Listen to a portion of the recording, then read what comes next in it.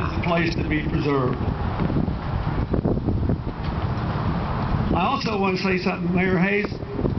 You know, when we dedicated this library in a rainstorm, I pointed out that some of my critics compared it to a high-tech house trailer.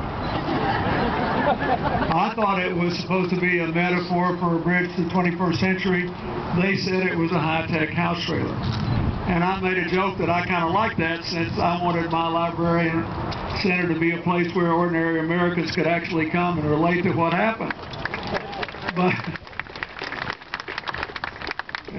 this week, Mike, you may have seen it, there was an article in one of the national press saying that Arkansas couldn't decide whether to shed its hillbilly image or embrace it, and said there was some kind of redneck Olympics or something going on in Clinton, where they were having their equivalent of horseshoe throwing, where people tried to throw a toilet seat around the marker. And I thought, that's okay, I like that too. But when we were coming over here on the bridge, the first thing I noticed, Mayor Hayes, is that on the other side of my house trailer is an RV park.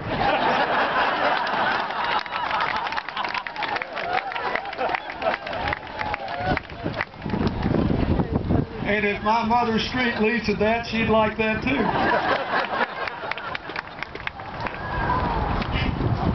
I want to say just a couple of things seriously. This bridge is important because, first, it keeps the promise we made, all of us, with the help of you, Mr. Secretary, for which I'm very grateful, and Governor, your help.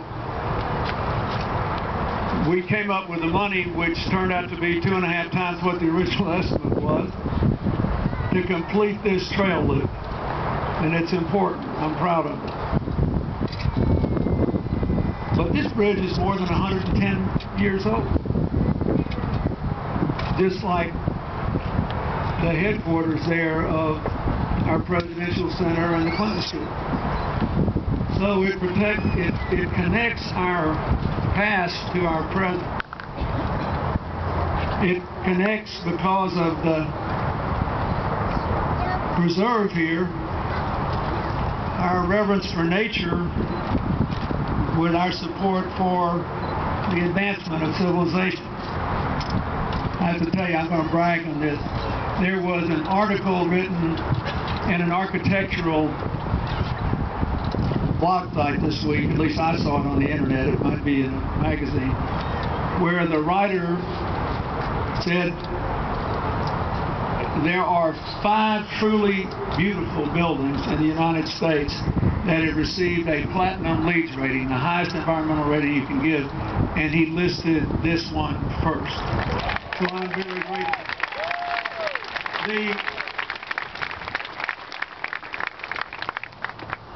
So we're connecting people to nature and our past to our present. I tell people all the time when they ask me, how did it turn out so well? I say, well, what we brought to Washington, D.C. was arithmetic. A radical new idea that if 2 and 2 was 4 in Little Rock, it'd probably still be 4 by the time we got to Washington. And a concern for our kids. If you think about it, all the sort of hyperventilating rhetoric that's around politics, and I contributed my fair share. I'm not being sanctimonious here. When it's all said and done, there are really only 3 things that matter. Are people better off when you quit than when you started? Do the children have a better future? And are things coming together or falling apart? Everything else is background music. Nothing else matters. Bridges bring things together. Biggest problem we got today in America is that conflict and driving people apart is both good politics and exciting media. The lines are blurred between the news, the entertainment, and the commentary. You got all these guys like me who are home alone a lot. My wife has a traveling job. So I'm channel surfing. I never have to watch the news. I can just watch sports events and movies. A lot of you do too. So if you're trying to get yourself a little market share, conflict is a lot more sexy on the news than pointing out how people plotted and argued and got through to a common agreement. I don't know if Congressman Griffin's here or not, but he was going to come. We all got to. Thank you. Congressman, stand up. Thank you for being here.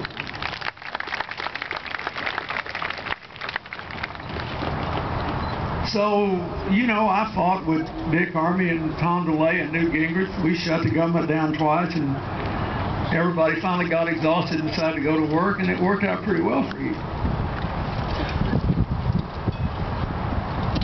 I just finished reading a book by a woman named Catherine Schultz called Being Wrong. And her argument is that one of the reasons that humanity has survived all this time is because of our mistakes, because we learn from them. And that actually we all shouldn't be so afraid to admit that we might be wrong. It enables us to grow and learn and go together. So we're living in a time when, to be fair to the politicians, they look at the media, they look at the election results, and they say, well, what really works here is conflict. But if you look around America at the places that are booming already, that don't know there's any recession going on, it's because everybody's working together. So when you look at this bridge, and you think about the harmony the wetlands bring between humanity and nature, just remember that. The real deal is that we need victories in real life for ordinary people who want jobs that don't have them, or want full-time jobs and are working part-time, or killing themselves and hadn't had a raise in 10 years. And what brings real victories is cooperation. And somehow we got to realign that. We got to think of the bridge. We got to think of the wetlands. We got to think of harmonizing it. Look, this is a difficult time. The whole world's going through this upheaval and transformation. But that's what I want you to think about. Our country is now the oldest democracy in human history. Continuously elected government. We like to think of ourselves as forever young. In many ways we are. We're a lot younger than a lot of all the other rich countries in the world, fully developed. We're younger because we've let in immigrants.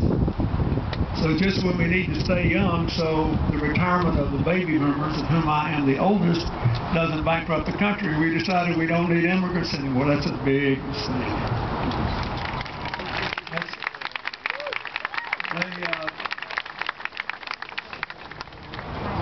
We're going to be fine if we get back in the future business. But if you go all the way back to the beginning of human civilizations, when countries and civilizations get rich, they get careless. And the people that drive the engines of growth try to hold on to the present more instead of putting a little aside to invest in the future. They try to hold on to their positions instead of advancing the purposes for which their leadership was designed.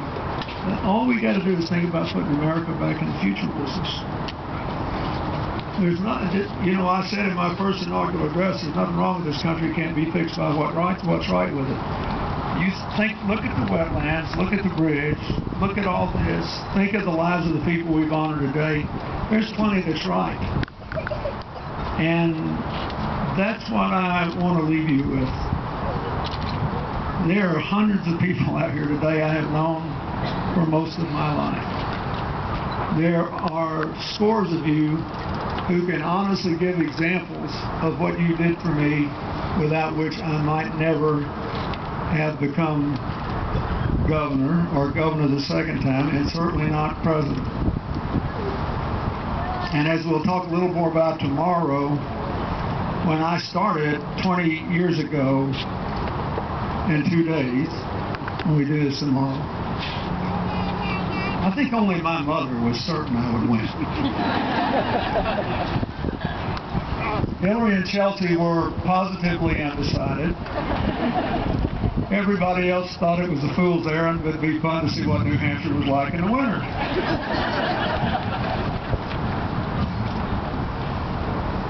That's the way you ought to think about where our country is today. All the possibilities are there, we just have to do the right things. And just like this bridge, we have to do them in a way that brings us together, not drives us apart. All that I learned from you, from the life you gave me, from the laughs you gave me, from the way I watched you overcome your personal tragedy and pursue your personal dreams. From all the campaigns we fought, the ones we won and the ones we lost. It all amounted to building a bridge between my heart and my mind, between my life and everybody else's. That's what we have to do today, all of us. Every time you see the bridge, every time you see the memory of Bill Clark commemorated in this Pay Unto Nature, ask yourself what you can do to build your own bridges and to create your own harmony. God bless you, and thank you.